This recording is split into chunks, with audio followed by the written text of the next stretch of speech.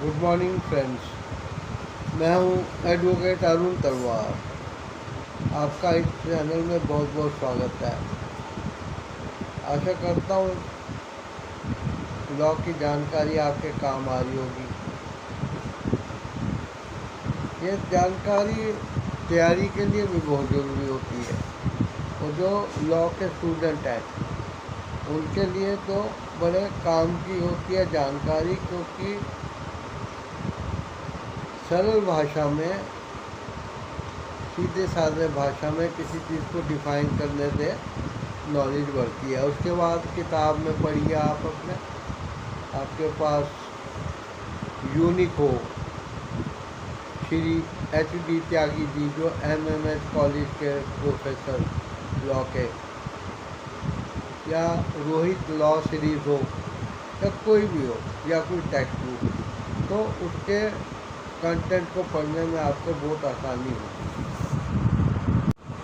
आज का लेसन जो है, जो हमारा ये वीडियो है, इसमें मैं अपील के बारे में आपसे डिस्कस करूँगा। अपील क्या होती है? अपील कई बार आम बोलचाल की भाषा में और बहुत जगह पे लोग इस्तेमाल करते हैं अपील। अपील का मतलब क्या होता है? रिक्वेस्ट करना और किसी को सुनने के लिए मनाना। ठीक है जी। मैं आप सबसे शांति बनाए रखने की अपील करता हूँ, ऐसा आपने शब्द सुने हैं। खैर, अपने वीडियो में मैंने पहले भी कहा था, ज्यूरिसडिक्शन ऑफ द कोर्ट में, कि अपील की भी एक ज्यूरिसडिक्शन कोर्ट की होती है, कि कोर्ट उस फैसले को जो कि उसने दिया है, लेकिन उससे कोई एक पक्ष, चाहे वो प्लेंटिफ हो या डिफेंडेंट हो, वो संतुष्ट नहीं है, तो वो उसको ऊपर के कोर्ट में, किसी और कोर्ट में उसको ले जाना चाहता हो कि कृपा करके इसको देखिए कि क्या मेरा हक मुझे दिया गया है, या क्या मेरा हक मारा तो नहीं गया, इसकी दोबारा जांच की जाए। तो ये उसी कोर्ट में उसी जज को अपील नहीं की जाती, उसके लिए कोर्ट अलग होगा, जज अलग होगा। अब ज़्यादातर क्या होता है कि अपील अपने से उससे हायर कोर्ट में की जाती है। जैसे किसी डिस्ट्रिक्ट कोर्ट की बात करें तो वहाँ के फैसले के लिए अगर किसी को ऑब्जेक्शन है तो वो हाई कोर्ट में अपील करेगा। ठीक है, अपील के बारे में हम पूरी जानकारी लेते हैं। चलिए अब डिटेल में यूँ समझिए कि प्लेंटिफ ने एक प्लेंट फाइल कर दी कोर्ट में कि उसने मेरे साथ ये किया, मेरा इस तरीके के हक मारा है, मुझे नुकसान पहुंचाया है, तो इसलिए मैं ये पूरी बातें इस प्लेट में दे रहा हूँ और मेरा जो क्लेम है मैं उसमें बता रहा हूँ। अब जब कोर्ट उसको एक्सेप्ट कर लेता है सुनने के लिए, तो फिर केस शुरू होगा और अपील की प्लेट की जो दूसरी कॉपी होगी, जो कि प्लेंटिफ ही फाइल करेगा, तो उसको डिफेंडेंट को, यानी कि दूसरी पार्टी को भेजा जाएगा। उसके बाद वो रिटन स्टेटमेंट देगा, केस कोर्ट में शुरू हो जाएगा। इसको कहते हैं the court will be moved.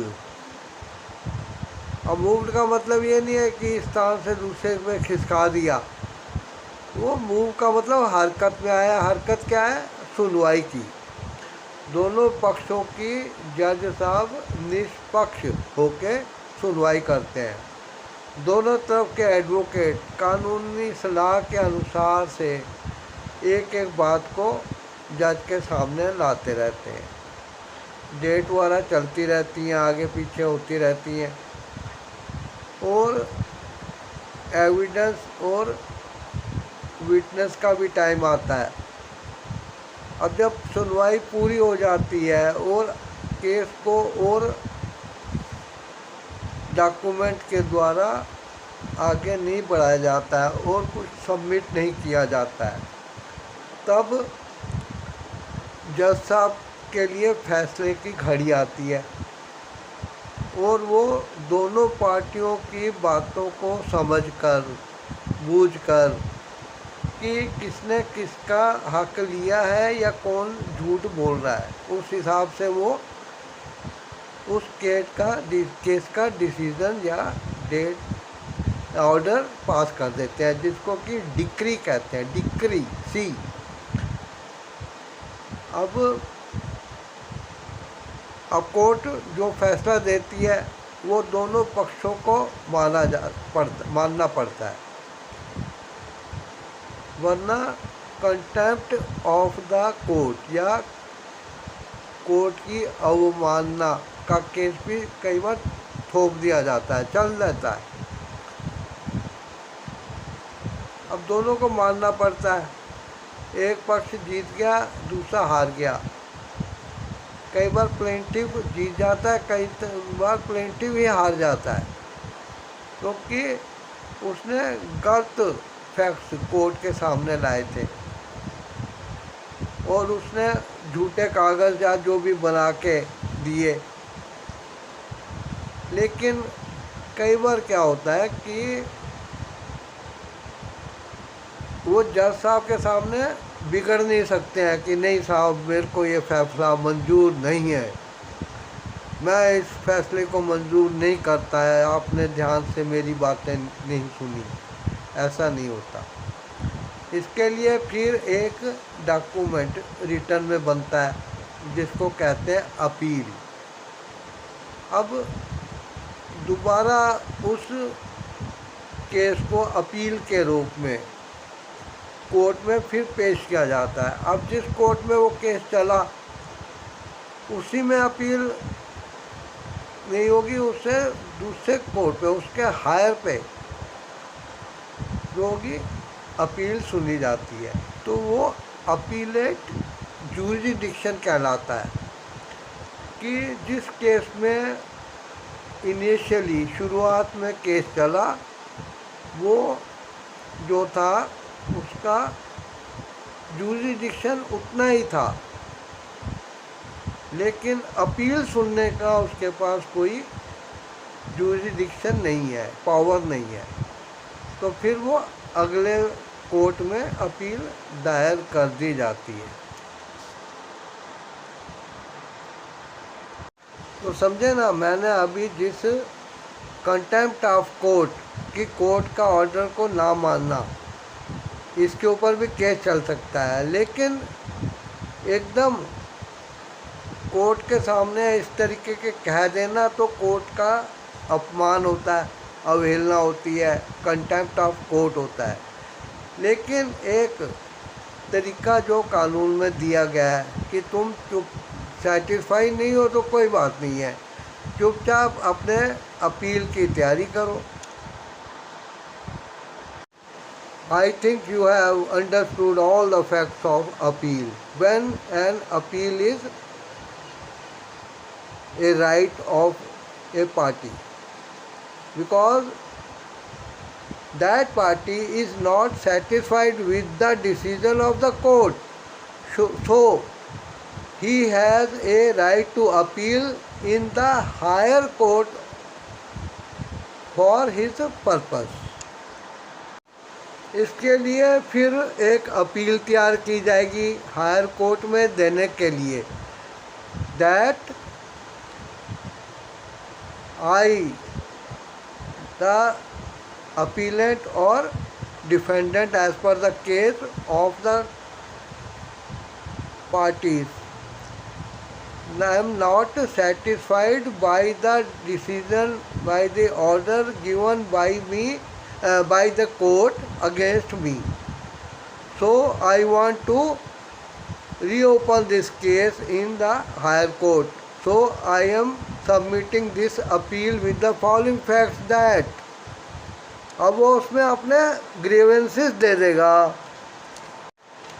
Appeal में क्रिमिनल या सिविल केस का कोई फ़र्क नहीं है। दोस्तों दोनों ही प्रकार के अपराधों में, चाहे वो सिविल का हो या क्रिमिनल हो, अपील करने का किसी भी पार्टी को हक है। लेकिन किसी भी पार्टी को करने का ये नहीं है कि कोई जीत गया और फिर अपील कर रहा है कि सर दिस। हारी हुई party, the party which is not satisfied with that order of the lower court will appeal in the higher court for his or her right। दोस्तों एक बार ये भी समझ लीजिए कि सिविल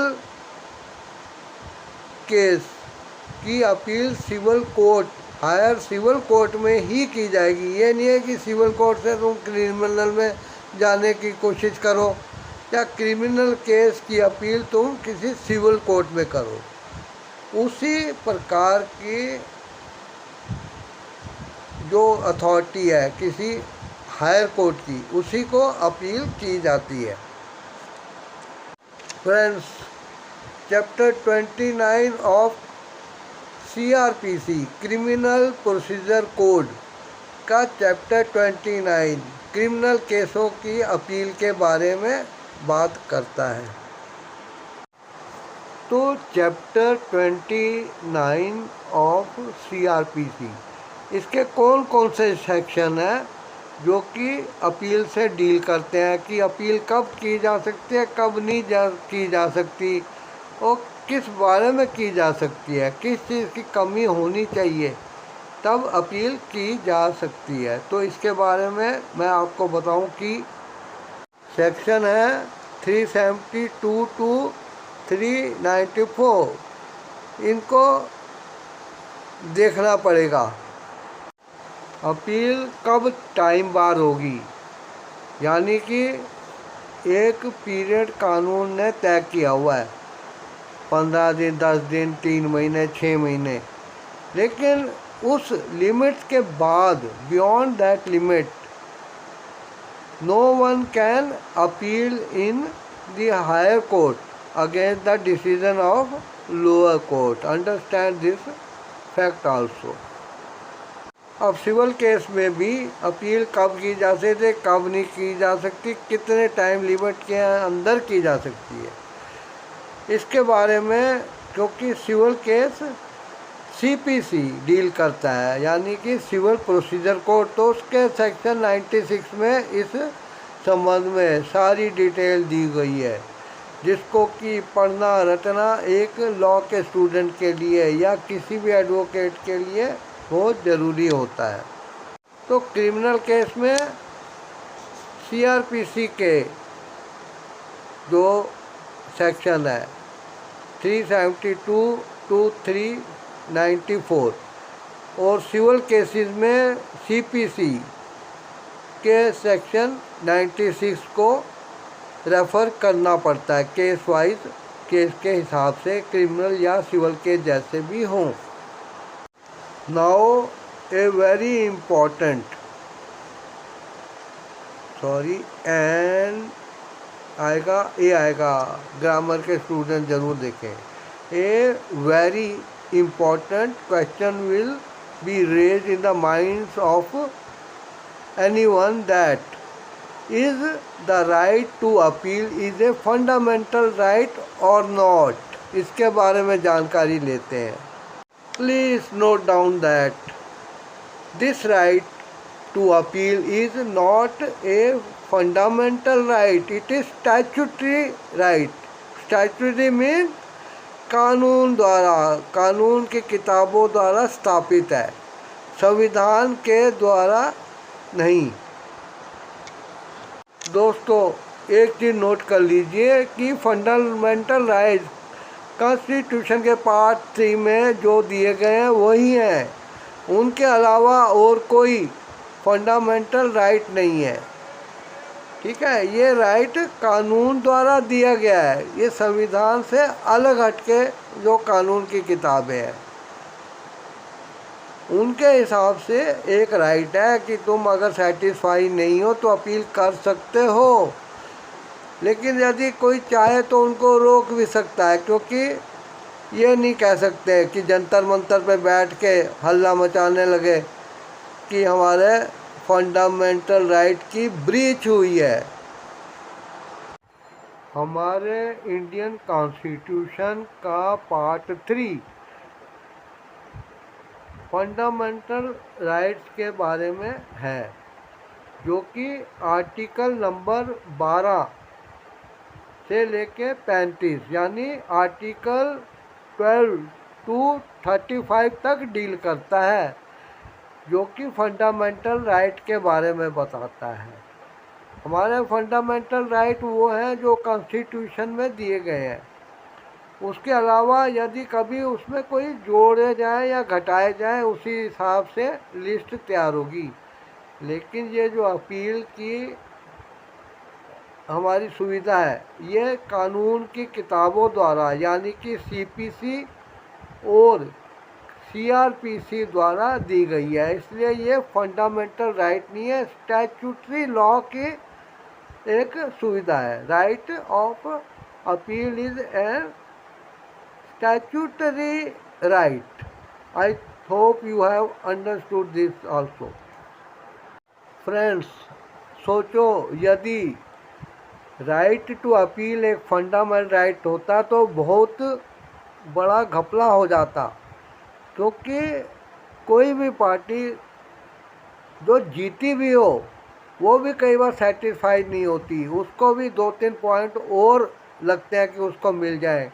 जैसे कि खाने की डिश होती है, 56 डिश होंगी, उसमें से अगर किसी को 55 मिल गई तो एक की वो डिमांड करने के लिए अपील करेगा, समझे नहीं। अब जैसे राइट टू स्पीच जो है, बोलने का अधिकार, अभी आप देखते हैं ना रोज न्यूज़ चैनल में जो हमारी 100 पॉलिटिकल पार्टियाँ हैं या उसके नेता वगैरह, जिनको शायद इस चीज़ का ज्ञान नहीं है या उसका मिसयूज़ करते हैं, या दूसरे वो हेट स्पीच को राइट टू स्पीच हमारा बोलने का हक है ये देते हैं। फंडामेंटल राइट में भी एक लिमिट दी गई है, अनलिमिटेड कोई भी राइट नहीं है। इसलिए अंबेडकर साहब का बहुत शुक्रगुजार हूँ मैं कि उन्होंने राइट टू अपील को संविधान में नहीं दिया, नहीं तो आज कानून की दशा कुछ और होती। मैंने अभी अभी जो कहा है ये मेरे अपने विचार हैं, जो कि भगवान जी वक्त वक्त पे कचहरी में बहस के टाइम भी मेरे दिमाग में उतारते रहते हैं। तो अगर आप मेरी ऐसी बातों को सुनना चाहते हैं और मेरे नोटिफिकेशन पाना चाहते हैं वीडियो के, तो आपने यदि चैनल को सब्सक्राइब नहीं किया तो ज़रूर कर दीजिए। आपको कानून की जानकारी के अलावा और भी बहुत सारी बारीक से बारीक जानकारियाँ भी मैं देता रहूँगा। फ्रेंड्स, एक बार ऐसा हुआ कि एक जीती हुई पार्टी ने अपील कर दी कि मैं सेटिस्फाई नहीं हूँ, तो मैंने तुरंत कहा कि कोई बात नहीं, जीतने का तुम्हें शौक़ नहीं है तो तुम ऐसे करो, हारे वाली जगह पे तुम आ जाओ। मैंने जज साहब को कहा, जज साहब डिसीज़न उल्टा करके आप जो ये लूज़ किया है पार्टी ने, उसको आप डिसीज़न में पास कर दीजिए। तो अपील करने वाला घबरा गया और जज साहब जो थे उनको कानून के हिसाब से एक्टिंग करनी पड़ी सीरियस रहने की। लेकिन बाद में उन्होंने मुझे बताया था कि वो अगर कुर्सी पे ना बैठे होते तो लोटपोट हो जाते। खैर दोस्तों, क्या जीती हुई पार्टी भी अपील कर सकती है? बड़ा अजीब क्वेश्चन है ना। और मैंने अभी अभी बताया है कि इंडियन कॉन्स्टिट्यूशन में अगर ये राइट होता तो क्या होती। हाँ दोस्तों, स्टैट्यूटरी राइट ऑफ अपील जो है वो दोनों पार्टीज के पास है। अब आप सोचेंगे कि जो पार्टी जीत गई है अब उसको क्या चाहिए, क्या 55 डिश उसके पसंद की थी तो एक और 56वीं भी ज़रूर खाना चाहता था वो। हाँ, अपील कब कब की जा सकती है इसके बारे में अगर दिया जाए, मतलब दिया गया है और हमें पता हो। अब जैसे कोई क्रिमिनल केस है, ठीक है, उसमें क्रिमिनल को या अपोजिट पार्टी को जेल की हवा खाने के लिए जेल की सज़ा हो गई, पर एज पर कानून 10 साल तक की सज़ा हो सकती थी, लेकिन उसको 2 साल की सज़ा दी गई। तो इससे जीती हुई पार्टी सेटिस्फाई नहीं है कि डिसीज़न उतना बढ़िया नहीं आया है, क्योंकि क्रिमिनल को सज़ा बहुत कम दी गई है। ऐसे हालत में वो अपील कर सकता है कि नहीं? बहुत बढ़िया बात। ये तो होगी जीती हुई पार्टी, जो कि जितने टाइम के लिए सज़ा हुई है उससे सेटिस्फाई नहीं है। लेकिन क्या जो हारी हुई पार्टी है, जिसको सज़ा हुई है, वो क्या कहता है? वो भी तो यही कहेगा कि 10 साल की सज़ा के लायक मैंने जुर्म किया ही नहीं था, मुझे झूठा फंसाया गया है, और केस को तोड़ मरोड़ कर, जैसे कि नेता कहते हैं मेरे बयान को, अब आप टीवी के न्यूज़ में आप किसी को बोलते हुए सुने और वही कहे कि मैंने ऐसा नहीं कहा था, तो कितनी हंसिया की बात आती है कि ये नेता कितने, मतलब कछुए का जो खोल होता है उससे भी मजबूत खोल एक राजनेता का होता है। वो अपने द्वारा थूकी हुई थूक को चाटने में कोई शर्म महसूस नहीं करता। अभी कंपनसेशन के केसों में भी जीती हुई पार्टी कई बार अपील करने की हकदार होती है, क्योंकि जितने का मुआवजा उसने मांगा था उससे उसको कम दिया जा रहा है, तो वो हायर कोर्ट में अपील करेगी कि मेरे को इतना मिलना चाहिए था लेकिन मुझे इतना दिया गया है, तो मुझे कानून के हिसाब से इतना अमाउंट कंपनसेशन के रूप में दिलाया जाए। ये भी एक जीती हुई पार्टी का राइट है। पहला राइट हो गया उसका, जो कि किसी दी गई सज़ा से, अपने को नहीं, अपोजिट पार्टी को, हारी हुई पार्टी को क्रिमिनल केस में दी गई सज़ा से सेटिस्फाई नहीं है।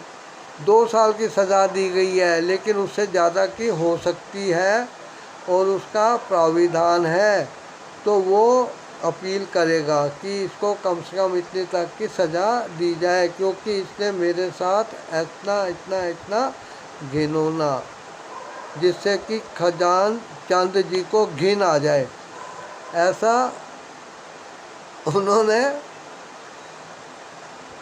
काम किया है। कंज्यूमर प्रोटेक्शन एक्ट 1986 के अंदर भी जब कोई डिस्ट्रिक्ट फोरम किसी को मुआवजा दिलाती है किसी सामान के ISI मार्का होने के बावजूद उसका ख़राब हो जाना, तो उसके लिए वो मुआवजा मांगती है, तो उसको मुआवजा दे दिया जाता है। लेकिन उस मुआवजे से कंज्यूमर प्रोटेक्शन फोरम को हिलाने वाला, मूव करने वाला सेटिस्फाई नहीं होता तो फिर डिस्ट्रिक्ट फोरम में जाता है या उसके बाद वो स्टेट फोरम में जाता है कि मैं सेटिस्फाई नहीं हूँ क्योंकि मुझे कम कंपनसेशन दिया गया है। ठीक है जी दोस्तों, एक क्वेश्चन मुझे ज़रूर रिप्लाई के रूप में दीजिएगा कमेंट द्वारा कि जैसे जीती हुई पार्टी कहती है कि अगले को 2 साल की सज़ा हुई है, 5 साल की हो सकती है, होनी चाहिए थी, या 10 साल की, तो क्या एक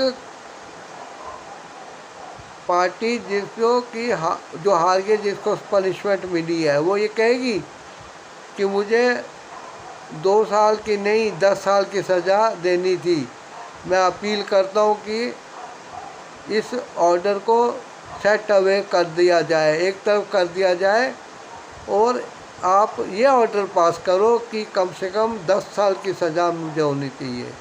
कृपा करके इस क्वेश्चन को आप फैक्ट्स के साथ आप कोर्ट में कैसे रखेंगे मुझे बताने की कोशिश करिएगा। अगर चाहो तो मैं अपना फ़ोन नंबर दूंगा यदि कमेंट द्वारा कोई विशेष तौर पे कहेगा। फ्रेंड्स, अब लास्ट में ये बात होगी कि इसमें कौन कौन पार्टीज होगी। अब पहले प्लेंट में जो फर्स्ट पार्टी थी वो थी प्लेंटिफ या एप्लीकेंट, दूसरी पार्टी थी डिफेंडेंट या रिस्पोंडेंट, डिफेंडेंट या रेस्पोंडेंट। ठीक है, अब कोर्ट से केस अपील में जा रहा है, तो ये जो कोर्ट था वो तो इनिशियली उसको सुन रहा था, लोअर कोर्ट समझ लो। अब उससे हायर कोर्ट में अपील की जाएगी। अब उस हायर कोर्ट को कहा जाएगा अपीलेट कोर्ट। ठीक है जी, और जो पार्टी अपील करेगी वो जीती हुई पार्टी करे या हारी हुई, तो वो अपील कर रही है तो वो अपीलेट पार्टी हो जाएगी, और जीती हुई पार्टी अब रिस्पोंडेंट में आ जाएगी क्योंकि हारे हुए ने जीते हुए के खिलाफ किया, तो अब पार्टी का नाम ऊपर नीचे हो जाएगा। और यदि कोई भी पार्टी जो अपील करेगी वो अपीलेंट हो जाएगी। ठीक है दोस्तों, उम्मीद करता हूँ कि आपको ये मोटी मोटी जानकारियाँ ठीक लगी होंगी, पसंद आई होंगी। आप इस चैनल को यदि सब्सक्राइब नहीं किया तो सब्सक्राइब कर लीजिए ताकि मेरे ऐसे मज़ेदार वीडियोस के नोटिफिकेशन आपको सबसे पहले मिलते रहे। वीडियो को लाइक कीजिए, कमेंट कीजिए और शेयर करिए। Thanks for watching the video. मिलते हैं किसी अगले इम्पोर्टेंट सब्जेक्ट वीडियो में।